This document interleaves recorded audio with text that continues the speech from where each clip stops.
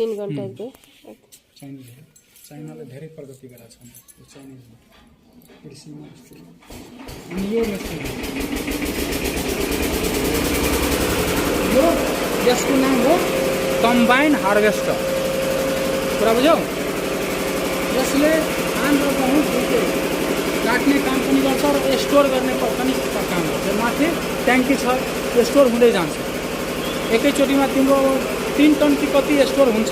त्यस पछाडि यतातिर डिस्चार्ज पाइप छ, डेलिभरी पाइप, त्यहाँबाट ट्र्याक्टरमा काम गर्छ।